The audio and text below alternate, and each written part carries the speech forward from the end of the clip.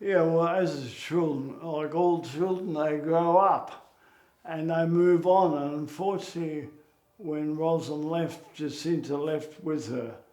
So she was about 17 or 18, I think. And I didn't see that much of her for a few years, but that doesn't stop you loving her. Just I didn't get a chance to see her as much as I did.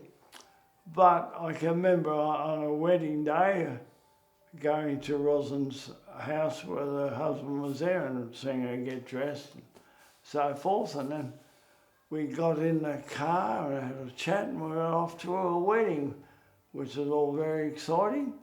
I'd met Brendan, her husband-to-be, a few times previously, and he'd called around to where Trent and I lived, and they popped in a couple of times.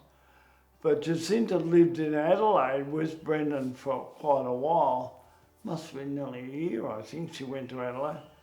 And then she came, I think they broke up. I don't quite understand. I remember what happened, but Jacinta came back to Melbourne for quite a while. But unbeknownst to me, Brendan had made a second pitch apparently, and he was coming to Melbourne to visit, and I didn't realise. Until one day, Jacinta came and told me she was engaged to Brendan, and I was a bit surprised. But that was good because Brendan was a great guy, and they sorted that out. So yeah, then of course there was the wedding, and that was a big formal wedding, everyone in their tux and their bow ties and their big formal dresses. And I can remember standing up making the speech and congratulating everyone in attendance how magnificent they looked. Looked as though we were at a dinner dance or something, and they really looked the part. And the wedding went off magnificently. I remember a minor hitch, the wedding car broke down and they had to get a second Rolls Royce out to take them away. But other than that, it was, as far as I knew, everything went well. So they went off on their honeymoon and shifted to Broken Hill. And she lived with her in-laws up there on the property.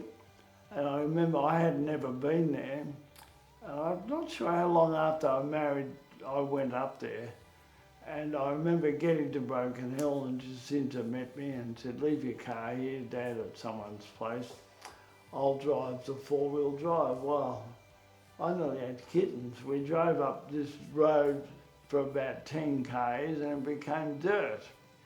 And I mean dirt, dust, and God knows potholes, and crashing on this road. After about 2 hours on this road, I thought, and there's not a building, nothing but sand and a few scrubs. I said, where in the hell can you live out here? She said, "Oh, you just turn off this road, or you turn left." Sign said Mount Westwood 70k. I said, 70k, there's nothing down this. And this was down rocky hills, through dry creek beds. And I remember saying, "How in the hell do you live out here since?" I said, "This is dreadful."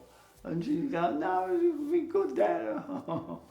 We finally pulled up at the farmhouse and they were living in the shearers' quarters.